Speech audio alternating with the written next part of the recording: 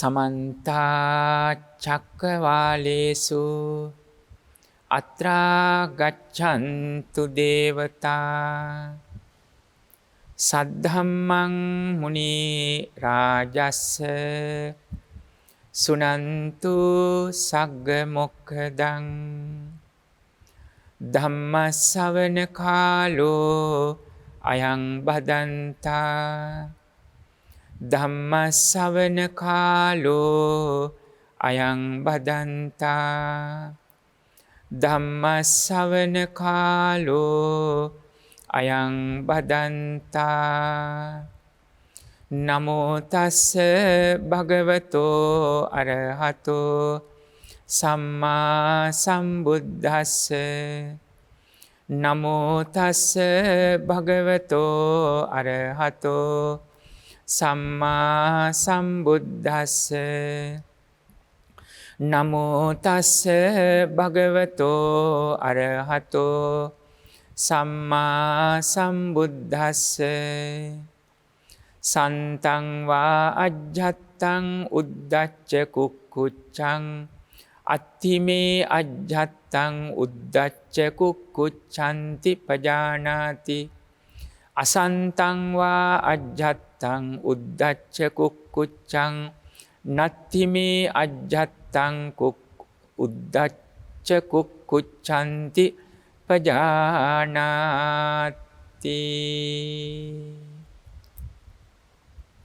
තුනුරුවන් සතු අනන්ත අසිරිමත් වූ ගුණ බලයෙන් පිනතු ඔබ සියලු දෙනාම නිදුක්ව නිරෝගීව සුවපත්ව සියලු කායික මානසික සුවයන් නොඅඩුව ලැබ ජීවිත ගමනේ හැම සැනසෙල්ලක්ම වේවායි පළමු කොට ඊ타මත් කරුණාවෙන් අදිෂ්ඨාන කරනවා ප්‍රාර්ථනා කරනවා. ඥානාර්ථ සදහම් ධර්මදේශනා පෙළෙහි අද දවසේ දේශනාවත් සිදු කරන්නටයි බලාපොරොත්තු වෙන්නේ. මේ දේශනාව සාකච්ඡාමය ආකාරයෙන් පවත්වන්න බලාපොරොත්තු වෙන්නේ. ඔබට මා සමග මේ දේශනාව හා සමගින් සාකච්ඡා කරන අවස්ථාවක් නැහැ. නමුත් ඔබේ සිතට, මනසට සාකච්ඡාව සිදු කරනවා වගේ අවස්ථාවක් සලසා ගැනීම අවශ්‍යයි. ධර්ම මාර්ගයේ තුල ප්‍රශ්නාර්ථයක් මතුවුණොත් ඒ ප්‍රශ්නාර්ථයට සදහම් මාර්ගයේ ඔස්සේ පිළිතුරක් ඔබට ඔබේ හිත තුළින් උපදවා ගැනීම, සකසා ගැනීම අවශ්‍යයි. අද දේශනාවේ මාතෘකාව පංච නීවන ධර්මවල උද්දච්ච කුක්කුච්චය පිළිබඳවයි. සිතේ ඇතිවන විසිර යාම හා පසුතැවීම, කළ අකුසල් නොකළ කුසල් පිළිබඳව ඇතිවන පසුතැවීම පිළිබඳවයි සාකච්ඡා කරන්න බලාපොරොත්තු වෙන්නේ. උද්දච්ච කුක්කුච්චය පිළිබඳවයි. පංච නීවරණ ධර්ම මාර්ගයේ අහුරනවා. විඥානයේ සිතීමේ ශක්තිය අරමුණ හඳුනාගෙන ධර්ම මාර්ගයේ තුල හිතන්ට පුරුදු කරන භාවිත බහුලීගත ස්වභාවයට පත් කරන අවස්ථාව බැහැර කරනවා. එයින් එක කරුණක් තමයි මේ සිතේ ඇතිවන විසිර යාමත්, ඒ වගේම ඊළඟට ඇතිවන පසුතැවීමත්. දැන් අප සඳහන් කළොත් මේ උද්දච්ච කුක්කුච්චය පිළිබඳව සඳහන් කරනකොට මගේ සිත තුලත් එක අරමුණක සිත සිහිය පිහිටුවා ගැනීමේ නොහැකියාවක් පවතිනවා. මා කුමක්ද කළ යුතු වන්නේ? එක අරමුණක යන වචනෙන් ඔබ අදහස් කරන්නේ කුමක්ද? පින්වත්නි, චිත්ත ඒකාග්‍රතාවයක් කියන අදහසින් පෙන්눔 කරන්නේ කුසලාරම්මණයන් කෙරේ සිහි පිහිටවන්න කියන එකයි. දැන් භාවනා අරමුණක අපි එක අරමුණක් අරගෙන ඒ අරමුණෙහි සිත සමාධිගත පවත්තලා විමසා බලනවා. එතකොට ඒ අරමුණට සම්බන්ධව විවිධ සියුන් සිතුවිලි පහළ වෙනවා. හැබැයි ඒව කුසලාරම්මණයක්. අලෝභ, අදෝස, අමෝහ, සක්කාය දිට්ඨිය බැහැර කරන, නැත්නම් අස්මිමානය බැහැර කරන සිතුවිලි තමා අත්හැරලා ඒ අරමුණ දැක ගන්න පුළුවන්කම තිබෙන්න ඕනේ. තමා අත්හැරනවා කියන්නේ දැන් සම්මුතියට මම මගේ කියලා මේ ස්කන්ධ පංචකයට පැවැත්වුවට පරමාර්ථ වශයෙන් හටගත්තු වගේම නැති වෙලා යනවා. අනිච්ච දුක්ඛ අනාත්ම වූ තිලක්කන ධර්මයට යටත් ඒ අවබෝධයෙන් යුක්තව අපි ජීවිතය පවත්වන කටයුතු කරනවා. දැන් තථාගත බුදුරජාණන් වහන්සේ රහතුන් වහන්සේලාත් උන්වහන්සේලා ක්ලේශ පරිනිර්වාණය සිද්ධ කළා. නමුත් ස්කන්ධ පංචකය හා සමග උන්වහන්සේලා වැඩ වැසුවා. දැන් එනේ වහල් තියෙන සෝපදිශේෂ අනුපදිශේෂ නිර්වාණ ධාතුව කියලා. කෙලෙස් වලින් පරිනිර්වාණය කළ නමුත් ස්කන්ධ පංචකය පවතිනවා. අවසානයේ ස්කන්ධ පංචකයත් විසිරීලා යන ස්වභාවයට නැවත ස්කන්ධ පංචකය හටගන්නේ ඒ පිරිනිවීම ඒ தත්ත්වයටපත් වෙනවා.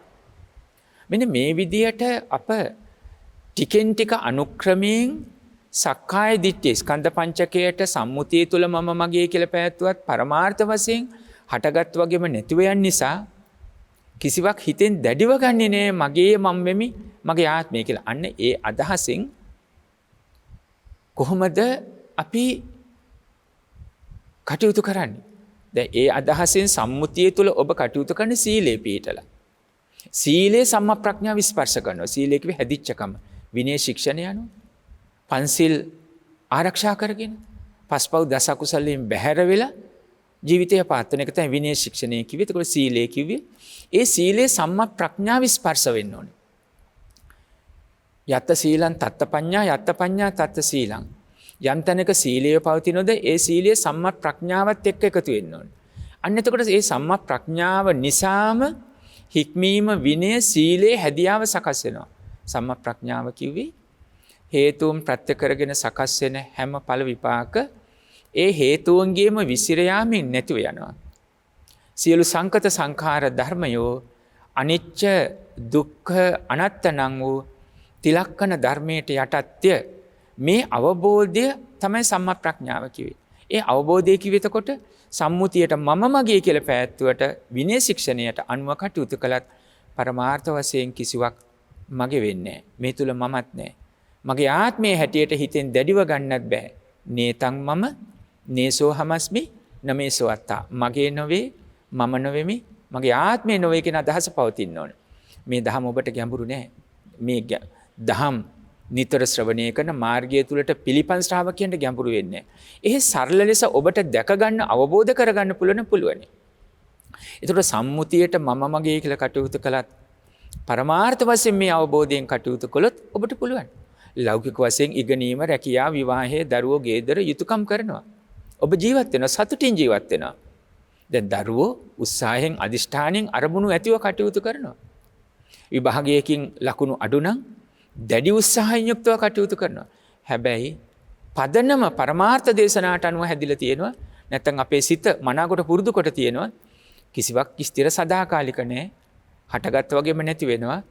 ලෞකික ලෝකයේ තුල පැවැත්ම තුල ධර්මානුකූල උත්සාහයෙන් අදිෂ්ඨානයෙන් කටයුතු කරනවා. අරමුණ ඉටු කරගන්න. හැබැයි ඒ වුණත් හටගත් වගේම නැති වෙනවා. ඒ නිසා පස්පව් සිද්ධ කරන්නේ වංචාවෙන් කටයුතු කරන්නේ ප්‍රාණඝාතයෙන් සොරකමින් කටයුතු කරන්නේ ඊර්ෂ්‍යාවෙන් පරිගැනීමෙන් වෛරයෙන් කටයුතු කරන්නේ දැඩි උත්සාහයෙන් කටයුතු කරනවා විනය ශික්ෂණය අනුව. හැබැයි වැරදි ආකාරයෙන් කටයුතු කරන්නේ හේතුව කිසිවක් ස්ථිර සදාකාලික නැහැ. එතකොට වෙනස් වෙන තැනේදී වුණත් අකමැති අරමුණේ වුණත් තරහවක් වෛරයක් ඇති කරගත යුතු නැහැ. අවශ්‍ය තැන උත්සාහයෙන් අදිෂ්ඨානයෙන් කටයුතු කරනවා. අනිත් අයගෙන් විපතක් වෙන්න ගියත් අපි ආරක්ෂා වෙනවා. අවශ්‍ය තැන නීතිය පිහිටක් පතනවා. හැබැයි හිත තුල තරහවක් වෛරයක් ඇති කරගන්නේ. මෙන්න මේ තමා මුල් කරගත්ත අදහසෙන් වුණත් කොහොමද නිවන ධර්මයන්ගෙන් බැහැර කරගෙන චිත්ත ඒකාග්‍රතාවයක් ඒකේ කුසල ආරම්මණයන් කෙරෙහි සිත අරමුණක පාත්ත ගන්නවා කියන අදහස. එක අරමුණක් කිව්වේ දැන් අපි හිතමු බුද්ධානුස්සතිය තුල බුදුරජාණන් වහන්සේ කෙරෙහි සිත සිහිය පිහිටවනවා. එතකොට බුදු ගුණ ඇසුරු කරගෙන බොහෝ සිතුවිලි අරහන් බුදු ගුණයේ තුලම පින්වත්නි අපේ ජීවිත කාලය පුරාම මෙනෙහි කළත් අවසන් කරන්න බැරි තරමට බුදු ගුණ මෙනෙහි කරන්න පුළුවන්. බුදු ගුණ හැබෑවට මෙනෙහි කරන්න පුළුවන් තවත් එවැනිම සම්මා සම්බුදුරජාණන් වහන්සේ නමකට පමණක්මයි. ඒ නිසා චිත්ත ඒකාග්‍රතාවෙන් එක අරමුණක සිහිය පිහිටවනවා කියන්නේ ඒ කුසලාරම්මණය ලෝභ දෝෂ මෝහ සංසිඳවන ඒ කුසලාරම්මණයකම සිත සිහිය පිහිටවන්න පුළුවන්කමක් ලැබෙන්න. අන්න ඒ ඔස්සේ සම්මුතියට මම මගේ කියලා පැවැත්වුවත් පරමාර්ථ වශයෙන් සියල්ල හටගත්ත වගේම නැති වෙනවා කියන අවබෝධයෙන් සිත සිහිය පිහිටවන්න පුළුවන්. දැන් ඔබ තුලම යම් ප්‍රශ්න ඇති වෙනවා නම් අන්න ඒ අනුව මූලික අවබෝධයේ පදනම අනුව ඔබ හිතන්න තරම් විඥාණයට අවස්ථාව සලසලා දුන්නොත් ඔබට බොහෝ ප්‍රශ්නවලට විගත කතං කතා තින්න විචිකිච්ඡා සක්කාය දිට්ඨිය මුල් කරගත්ත තමා මුල් කරගත්ත ආත්ම සංඥාවෙන් ගොඩ නැගෙන මම මගේ කියන හැඟීමෙන් ඇතිවන ප්‍රශ්නවලට පිළිතුරු බැහැර වෙලා සැක සංතාප බැහැර වෙලා ඉවත් වෙලා මනස සංසිඳන පටන් ගන්නවා තමන් ධර්මාබෝධයට අවස්ථාවක් සලසා ගන්නවා. අන්න එවැනි සාකච්ඡාවක් වගේ තමයි මේ දේශනාව ඔස්සේ ඔබ සිත සිහිය පිහිටවන්නට ඕනේ. ඒකට පංච නීවරණවල මේට පෙර ආතෝ දේශනාවල කාමච්ඡන්ද, ව්‍යාපාද, තීන මිද්ද කියන මේ නීවරණ තුන පිළිබඳව දේශනා කිහිපයක් පවත්තලා ඔබට යම් වූද අදහසක් පෙන්눔 කළා. ඔබට තියෙන දැනුමත් මේට පෙර ආතෝ ඔබ අහලා තියෙන, කියවලා තියෙන, ඔබ ප්‍රගුණ කරන ලද ධර්ම මාර්ගයේ අනුවත් ඔබ තවදුරටත් එය නීවරණ ධර්ම බැහැර කරගන්න තැනකට හිත සිහිය පිහිටවීම අවශ්‍යයි. පින්වත්නි, තව කරුණක් මතක් කරන් තිබෙනවා. සමහර ඇත්තෝ යම් කරුණු ඇහෙනකොට ඔය කරුණු අපි දන්නවා කියලා බැහැර වෙනවා. ඒක කරන්න පුළුවන් රහත් වෙලා නම් පමණයි. අඩුම තරමේ සෝතාපන්නවත් වෙලා තියෙනවා. එක කරුණක් එක වතාවක් නෙමෙයි. 10 වතාවක් අහලා තියෙනවා කිව්වත් හරියට තිපිසෝ ගාථා කටපාඩම කියන වගේ. තවම සෝතාපන්නවත් වෙලා නැත්තම් නැවත නැවතත් මනසිකාර්යය කරලා ඒ තමයි සම්මා දිට්ඨියට එනතෙක් සුප්පටි විද්දා කියන තැනට, සම්මා ප්‍රඥාවට, කෙලසුන් ප්‍රහාණයට එන තැන දක්වාම කටයුතු කළ යුතු වෙනවා. එසේ නුමෙතු මම මේ කරුණු දන්නවා දැම්මට අවශ්‍ය නැහැ කියලා ඉවත් වීම නෙමෙයි. දන්නේ දැනුමක් මොළයත් එක්ක තියාගත්ත මතකයක් පමණයි. විඥාණයට මේක දීලා සකස් කරලා එය මෙනෙහි කරලා අභිඥාය, පරිඥාය, පරික්කාය, පහානාය කියන තැනට ගේන්න ඕනේ. දැනගන්න ඕනේ, විශේෂින් දැනගන්න ඕනේ, පිරිසිදු දැනගන්න ඕනේ, මනාකොට දැනගන්න ඕනේ. ඒක තමයි අර්ථ ධර්ම නිරුක්ති පටිභාන කියලා සිව් පිළිසින් ව්‍යාපත් කියලා සඳහන් කරන්නේ. ඒක අර්ථය, ධර්මයේ නිරුක්තිය, වචනේ සැකසීම. පටිභාන මනාව වූ අවබෝධයක් කෙලෙස් ප්‍රහාණය වන ආකාරයෙන් ඒ අවබෝධයට ගෙනෙන්න ඕනේ. අන්න ඒ අදහසයි. අභිඥාය, පරිඥා, පරික්ඛාය, ශේවනාකට ඒ අරමුණෙහි කෙලෙස් බැහැර වෙන ආකාරයට. ඊළඟට පහානාය, මුළුමනින්ම කෙලෙස් බැහැර වෙන ආකාරයට සිත සිහිය පුරුදු කරන්න අවස්ථාව නැවත නැවත ඇහෙන විටත් ඔබ ඒ දේ ඔබ අප සියලු දෙනාම කළ යුතු වෙනවා. මේ අදහස හා සමගින් අද දවසේ උද්දච්ච කුක්කුච්ච වචන දෙකක්නේ. පින්වත්නි, උද්දච්ච කිමේ අර උඩඟුකම කියන අදහසම නෙමෙයි. මෙතන උද්දච්ච කියලා කිව්වේ සිතේ ඇතිවන විසිර යාම. දැන් ඒ කුසලාරම්මණයක හෝ ඔබට වැටහෙන ආකාරයෙන් කුසලාරම්මනවල, කුසල් සිතුවිලි වල සිත පවත්වන්න අපහසුයි. ඒ සිත විසිරීලා යනවා. ඒකට අර චරිත හයක් කියනකොට විතක්ක චරිතය කියලා කිව්වෙත් එයමයි. චරිත හය මතකයිනේ. රාග චරිත, දෝෂ චරිත, මෝහ චරිත, විතක්ක චරිත, සද්ධා චරිත, බුද්ධි චරිත. එයින් විතක්ක චරිතය කියලා කිව්වේ සිත අරමුණක පාත්ත ගන්න බෑ. නිරන්තරයෙන්ම විසිරීලා යනවා. නිරන්තරයෙන් විසිරීලා යනවා. අලු ගොඩක් විසිරිනවා වගේ. සිත කුසලාරම්මණයක පාත්ත ගන්න අපහසුයි. සාමාන්‍ය වචනෙන් ඔබට ඇහෙන්නේ යමක් පිළිවෙලකට එක අරමුණක් ඇතුව වැඩ කරන්න බෑ කියන එකයි. දැන් ඉගෙන ගන්න දරුවෙක් වුණත් පටන් ගන්නවා ටික දුරක් කරගෙන ගිහලා අත්තල දාලා යනවා යන්න. එයාට ඉස්සරහට යන්න අමාරුයි. නැත්නම් වෙන අරමුණක ඊට පස්සේ ඇලෙනවා. දැන් වැඩි හිටියේ වුණත් උසස් අධ්‍යාපනයේ රැකියාව වෙන්නත් පුළුවන්. වෘත්තීය කටයුතු වෙන්නත් පුළුවන්. එක විදියකට පිළිවෙලකට කටයුතු කරගන්න හිත පාත ගන්න පුළුවන් කමක් නෑ. ඒක බාහිර ආරම්මණයන් වශයෙන් දකින දෙයක්. දැන් අජ්ජත් වශයෙන් ගත්තොත්, තමා කෙරෙන් ගත්තොත් සිත නිරන්තරයෙන්ම නොසන්සුන්. යහපත් වූ දේ තුළ හිත පවත්වා ගන්න අපහසුයි. හොඳ දේවල් කෙරේ සිත පවත්වන්න අපහසුයි. දෙගෙන ගන්න දරුවෙක් නම් මට අනාගතයේ මේ වගේ ස්වභාවයටපත් වෙන්න ඕනේ. හැබැයි ඉතින් අපි අර මුලින් සඳහන් කළා වගේ අවබෝධය තියෙන්නත් ඕනේ. කිසිවක් ස්ථිර සදාකාලික නැහැ. හටගත් වගේම නැති වෙනවා. ඒ නිසා මේ දේවල් මම කරන්නේ සත්පුරුෂව, ගුණවන්තව, ධර්මානුකූලව. කාටවත් විපතක් කරන්නේ නැතුව කෙටියෙන් සඳහන් කළොත් පස්පව් දස කුසල් බැහැර කරගෙන සිල්වත් ගුණවත් හැදිච්ච කෙනෙක් හැටියට විනය ගරුකව කරනවා කියන තැනක පිහිටලා උත්සාහයෙන් අදිෂ්ඨානයෙන් කටයුතු කරනවා. හැබැයි එතෙන්දි දැනෙනවා නම් මගේ හිත හරි නොසන්සුන්. කිසිවක් මතක හිටින්නේ නැහැ. කිසිවක් මට මතක හිටින්නේ නැහැ. ඒ අරමුණු වල ඇලෙනවා බැඳෙනවා. විවිධාකාර සිතුවිලි මගේ හිතට ගලාගෙන එනවා. ඔබ කියන සාමාන්‍ය වචනයක් මගේ ඔළුව අවුල් වෙලා කියලා. මේ හරියට යකඩ තලන කම්මලක් වගේ කියලා. නොඑක් විදි දේවල් ඇහෙනවා, දැනෙනවා. සමහර ඒවා ප්‍රබලයි, සමහර ඒවා සියුම්, සමහර ඒවා ඊටාම සියුම්.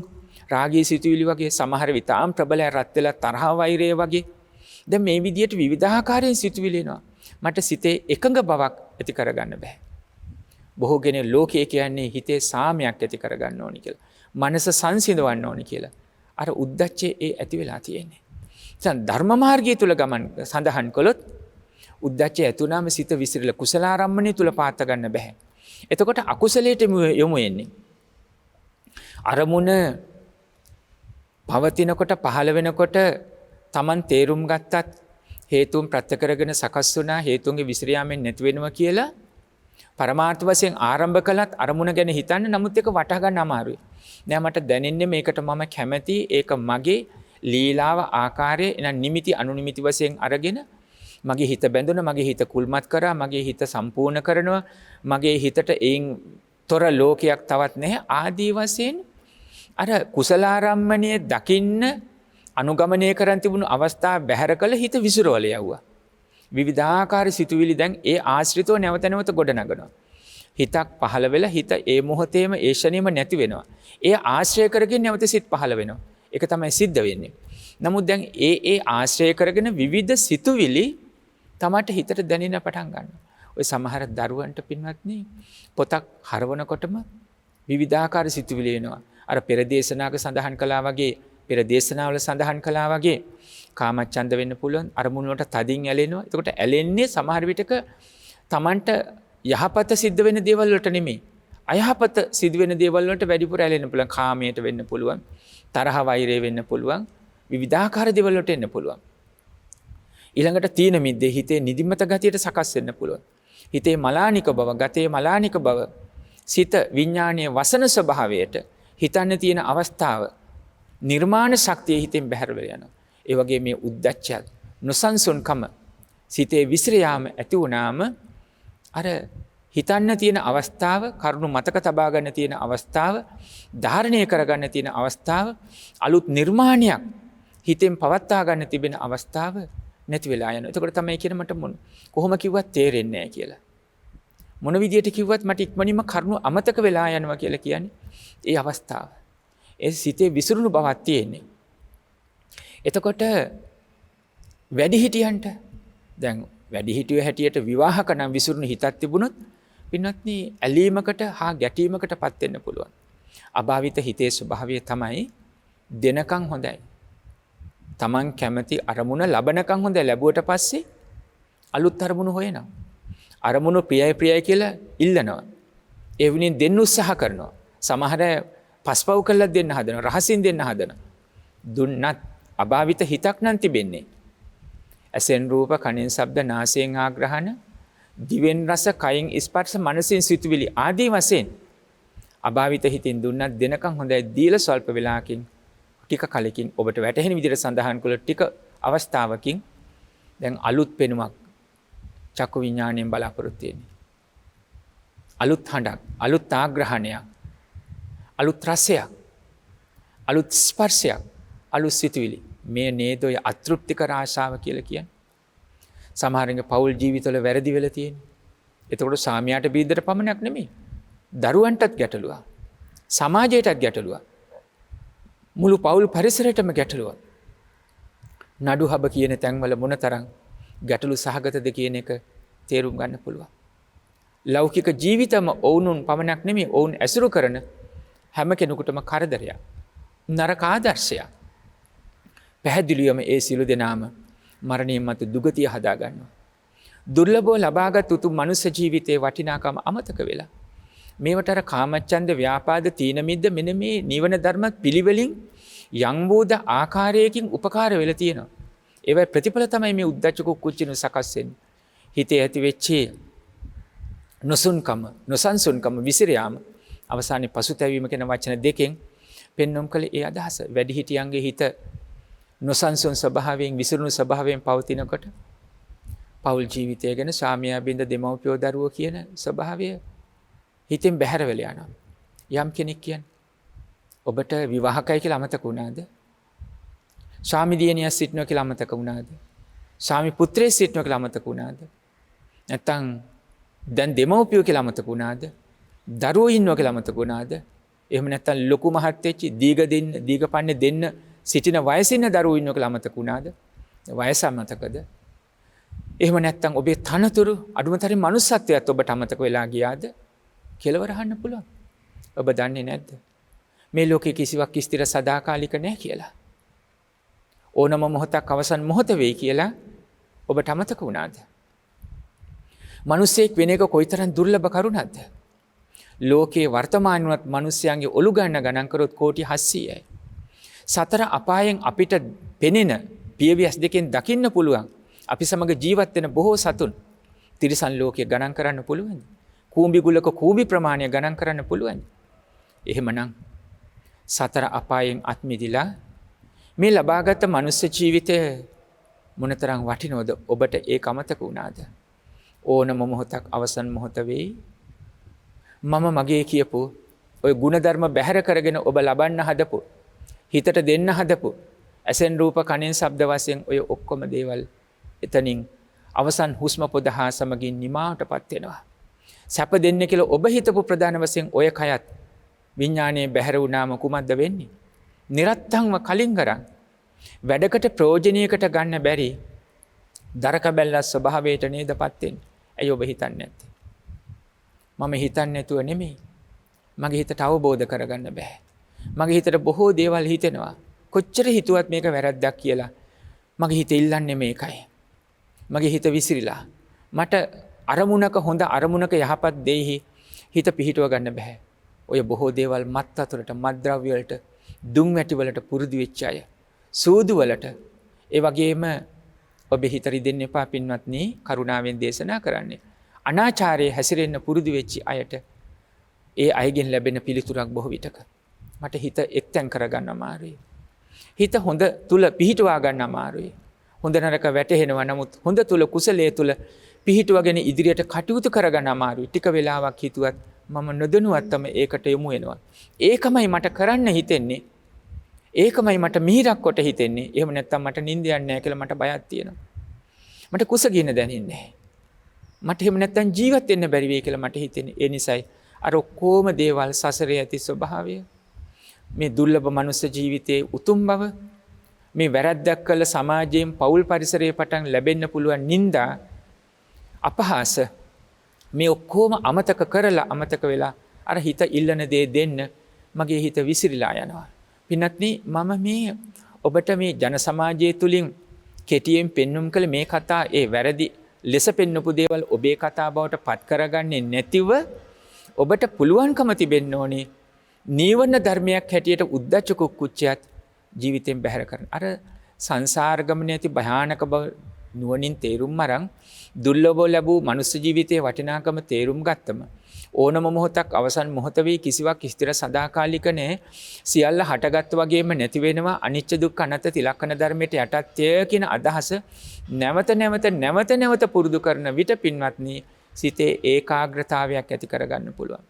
භාවනාවක් වශයෙන් ගත්තොත් පින්වත්නි, ආනාපාන සතිය තුළ හිත පවත්වන්න පුළුවන් නම් ඒක විදර්ශනාවෙන් සිද්ධ කරන්න ඕනේ.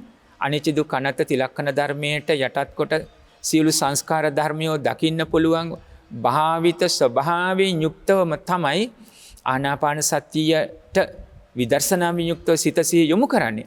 නමුත් චිත්ත ඒකාග්‍රතාවයේ පිණිස පින්වත්නි, මූලික අවස්ථාවේ අර සෝ සතෝව අස්ස සති සෝ සතෝව පස්ස සති දීගං වා අස්ස සන්තෝ දීගං අස්ස සාමීති පජානාති දීගං වා පස්ස සන්තෝ දීගං පස්ස සාමීති පජානාති ආදි වශයෙන් පෙන්වා දුන්නු ආකාරයෙන් ආස්වාසේ සිහිය පිහිටුවාගෙන ආස්වාසේ දැනගෙන ආස්වාස කරනවා.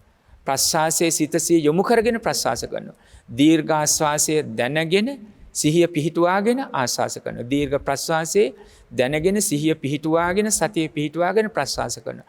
මේ ආදී වශයෙන් ආනාපාන සතිය ආනාපාන පබ්බේ යටතේ පෙන්වා දුන්නු ආකාරයෙන් මහසතිපට්ඨාන සූත්‍රයේ කායानुපස්සනාවේ කොටසට එය අයති.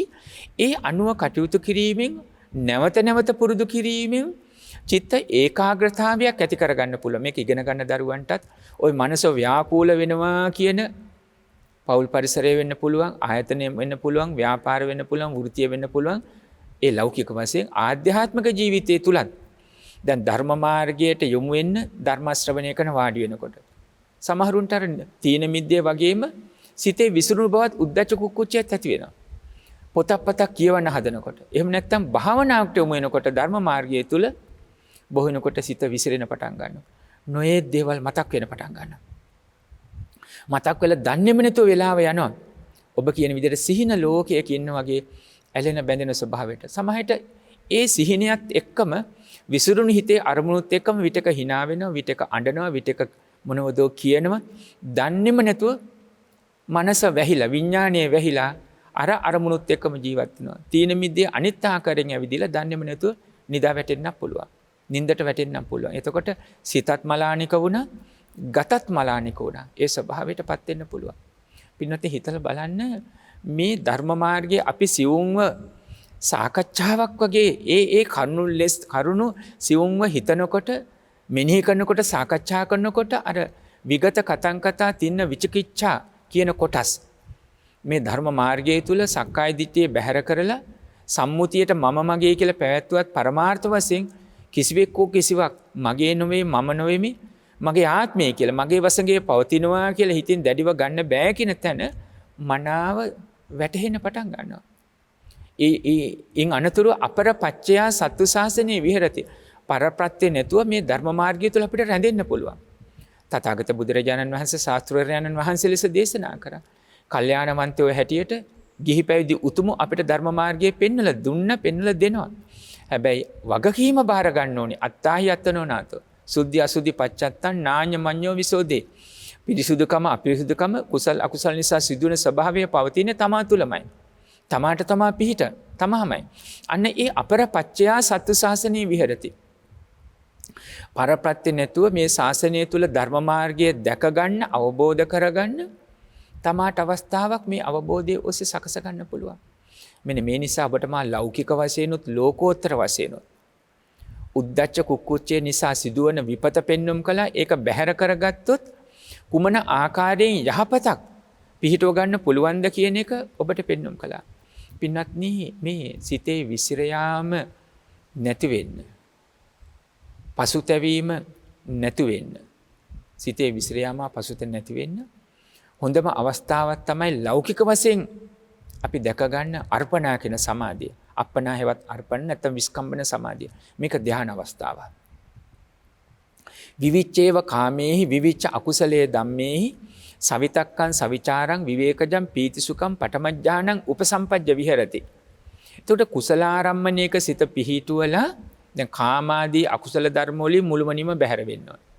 ඒක සරලව සඳහන් කළොත් දැන් මේ භාවනා අරමුණට වාඩි වෙනකොට ඉතින් මම දැන් සඳහන් කරන්නේ ලෝකෝත්තර මාර්ගයේ උදාහරණයක්. භාවනා මාර්ගයට වාඩි වෙනකොට මේ මොහොතේ ඊටාම හොඳින් සීලේ පිහිටන්න ඕනේ. තමා කෙරෙහිම ආධ්‍යාත්මික පොරුද්දක් ඇති කරගන්න ඕනේ මේ සීලය මතුමැත්තේ බිඳගන්නේ නැහැ කියලා.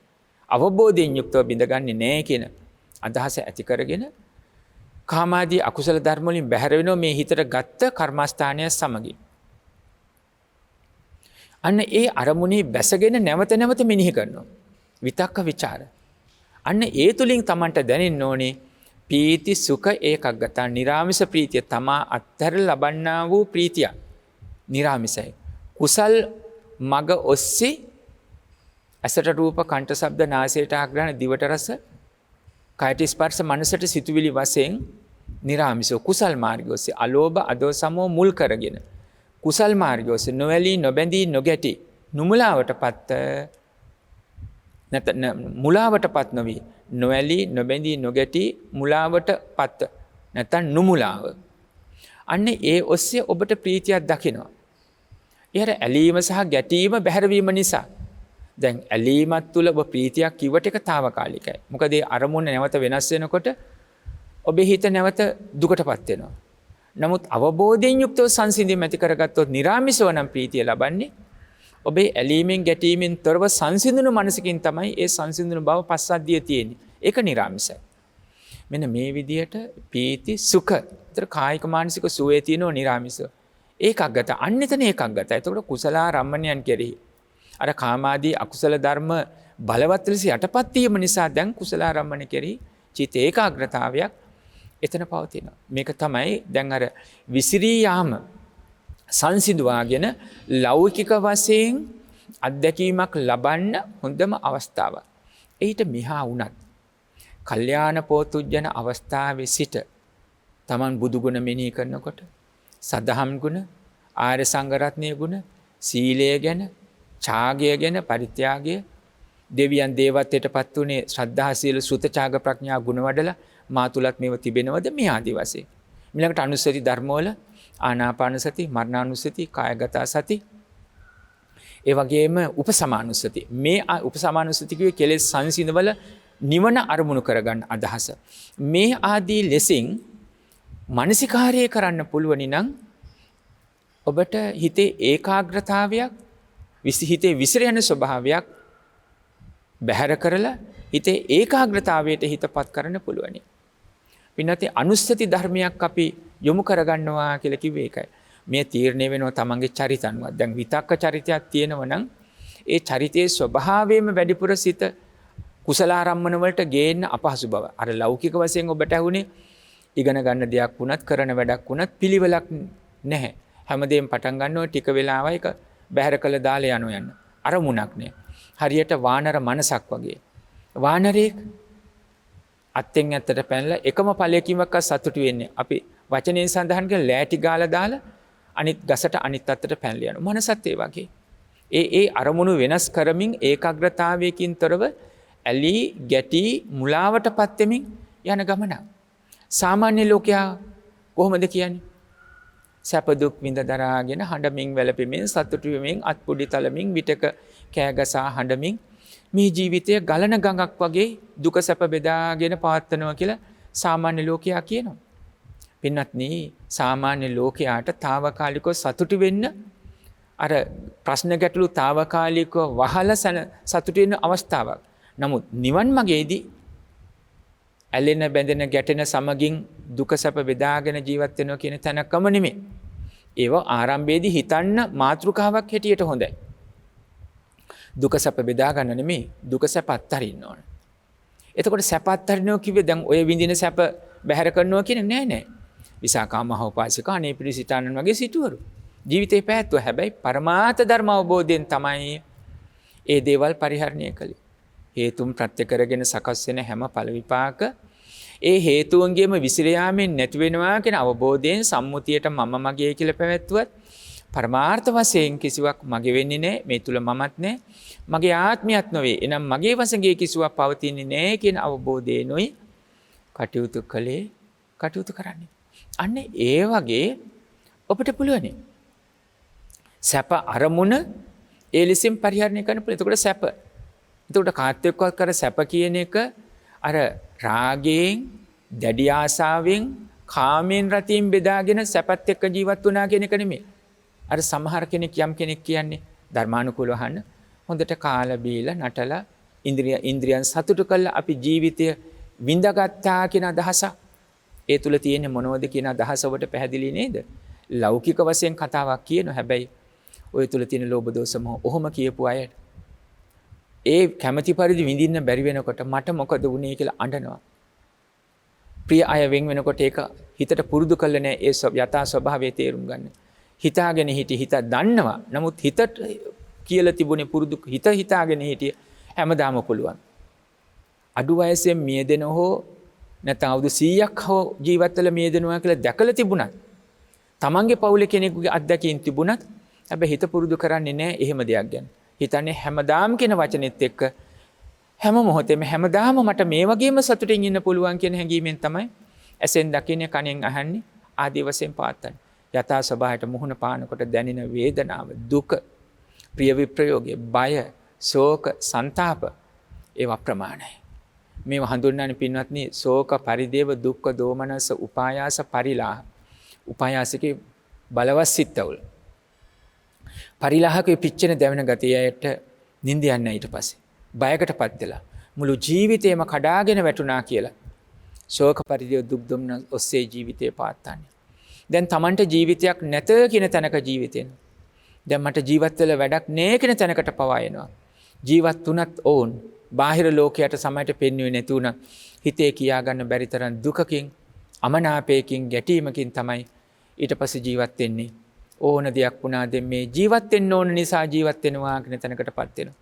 ඇහෙනවනේ ඔය සැප දුක් බෙදාගෙන ජීවත් වෙනවා කියන අනෝබෝධය. නමුත් ධර්ම මනසිකාරයෙන් යුක්තව සැප හිතෙන් දැඩිව ගත්තෙත් නෑ, සැප විඳිනවා. හැබැයි හිතෙන් දැඩිව ගන්නෑ. බුදුරජාණන් වහන්සේ ගැන සඳහන් කළේ කොහොමද? සෝපනකෝ භවං ගෝතමෝ ආහාරං ආහාරේති නොච රසරාග පටිසංවේදීච. බ්‍රහ්මය සූත්‍ර දේශනාව තුළ බ්‍රාහ්මණයට උත්තර නම් ශිෂ්‍යයා බුදුරජාණන් වහන්සේ සෙවණෙහි මාස ගණනාවක් වාසය කළ බුදුරජාණන් වහන්සේ හොඳට අධ්‍යයනය කළ පරීක්ෂා කළා. බුදුරජාණන් වහන්සේ ගැන ගිහිල්ලා කියනවා තමන් ගුරුවරයාට. බොහෝම කියනවා. එක කරුණක්. ගෞතමයන් වහන්සේට ආහාරයේ රස දැනෙනවා. හැබැයි රස රාගයෙන් උපාදානය කරගන්නේ. දිවට තිත්ත, පැණි රස, ඇඹුල් රස දැනෙනවා. හැබැයි ඒ රස තෘෂ්ණාවෙන් රාගයෙන් එය පරිහරණය කරන්නේ කියන අදහස. දැන් බුද්ධ ශ්‍රාවකයන් වූ ඔබත් අපත් චතුරාර්ය සත්‍ය ධර්ම අවබෝධයෙන් නිවන අරමුණු කරනව නම් මෙසේ නේද අනුක්‍රමයෙන් අනුපුබ්බ සික්ඛා, අනුපුබ්බ කිරියා, අනුපුබ්බ පටිපදා වශයෙන් අනුක්‍රමයෙන් මේ මාර්ගයට පුරුදු වී තියෙනවා. අන්ධබාල පුතුජන තත්ත්වේ නම් මිදෙන්න ඕනේ.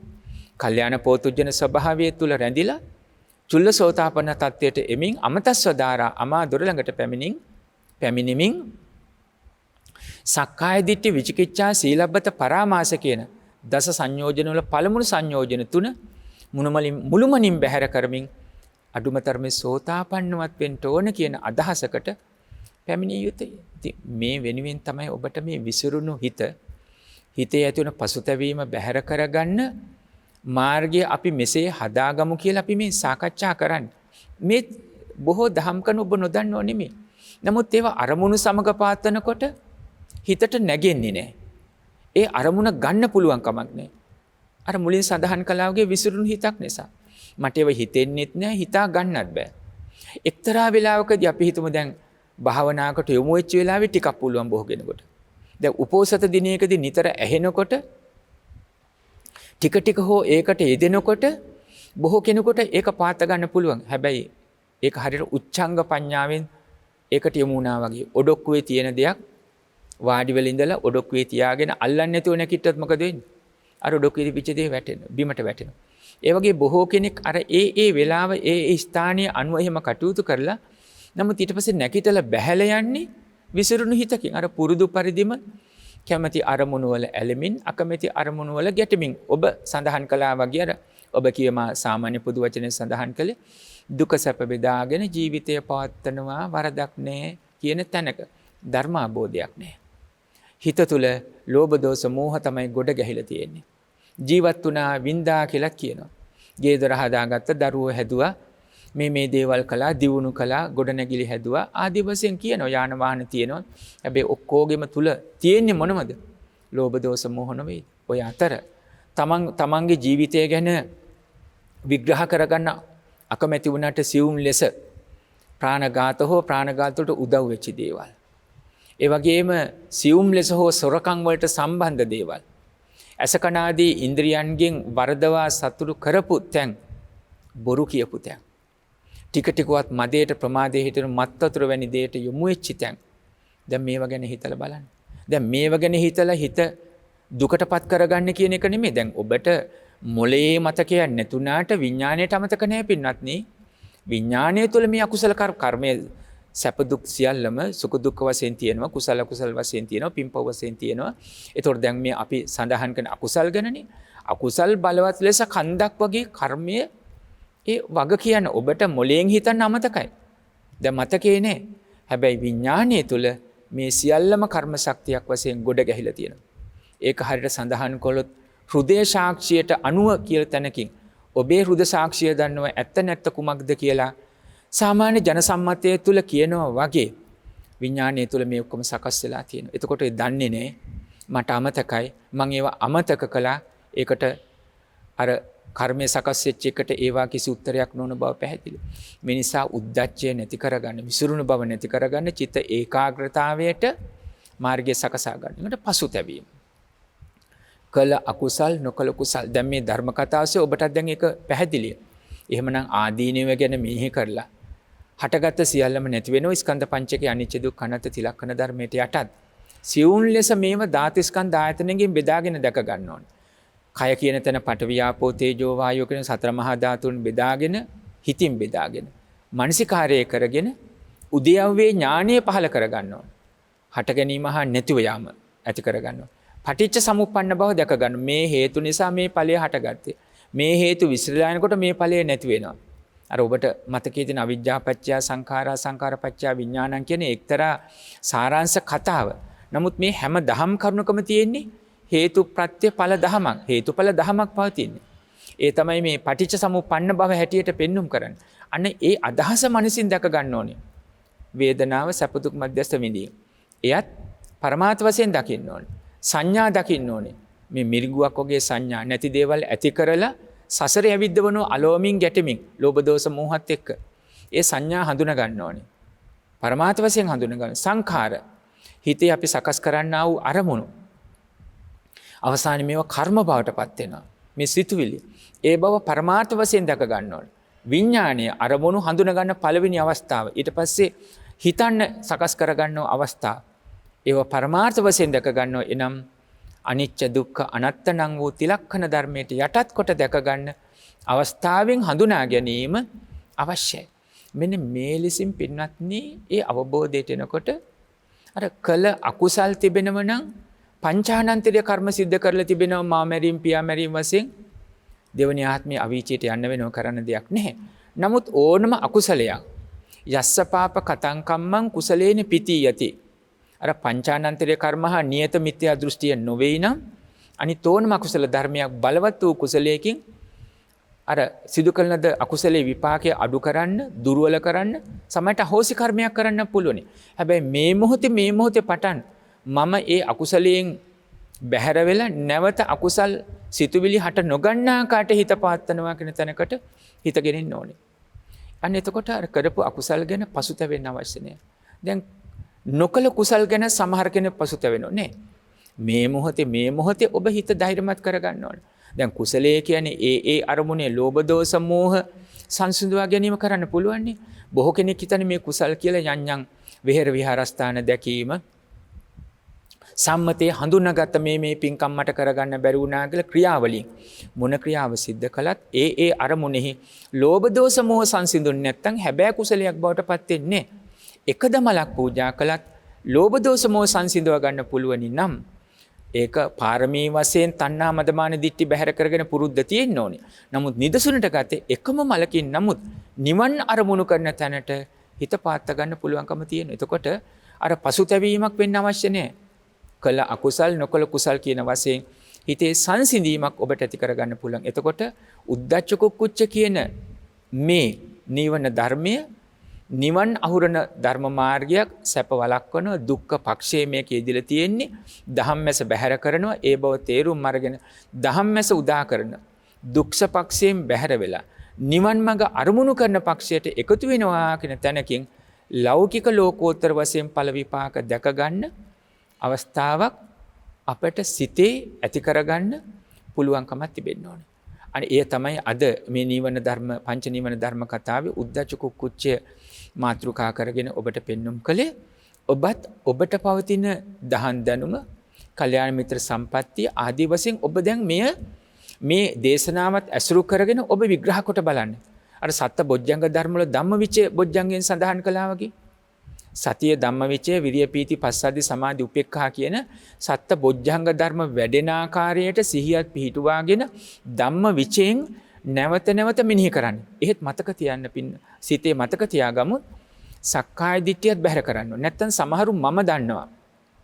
අර අය දන්නේ නැහැ. මම තමයි ඉහළින් ඉන්නේ. අනිත් අය මට වඩා පහත්.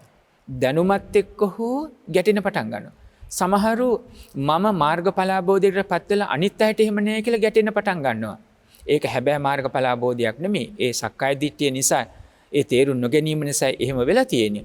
නමුත් අන්න ඒ සංසිඳීම සමගින් තමයි ඔබ දැන් ඔබ තුලම ධම්මවිචයකට පත් වෙන්න ඕනේ. ඒ බොජ්ජංග ධර්මයේ බවට පත් කරගත්තොත් සත්ත බොජ්ජංග ධර්මම වඩන තැනකට අවස්ථා ඇති කරගන්න පුළුවන්. එතකොට මේ දේශනාවෙන් සාකච්ඡා කළ උද්ධච්ච කුක්කුච්චයත් නීවන ධර්මයක් හැට තේරුම් කරගෙන ඒ බැහැර කරගන්න තැනකට සිත පවත්වා ගන්නට පුළුවනි. ඒ දේශනාව අද මෙතකින් නිමාටපත් කරනවා.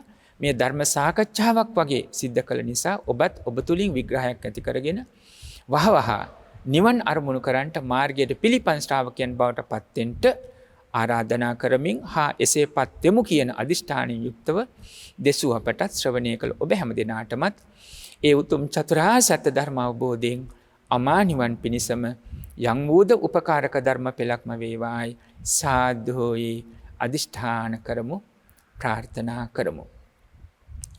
ආකාසට්ඨා ච බුම්මට්ඨා දේවානාගා මහිද්దికා පුඤ්ඤන්තං අනුමෝදිත්වා චිරං රක්ඛන්තු ශාසනං.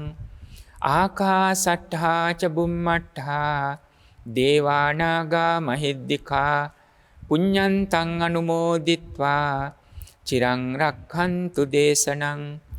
ආකාසට්ඨා ච බුම්මට්ඨා දේවානාගා මහිද්దికා පුඤ්ඤන්තං අනුමෝදිත්වා චිරං රක්ඛන්තු ලෝක ශාසනං.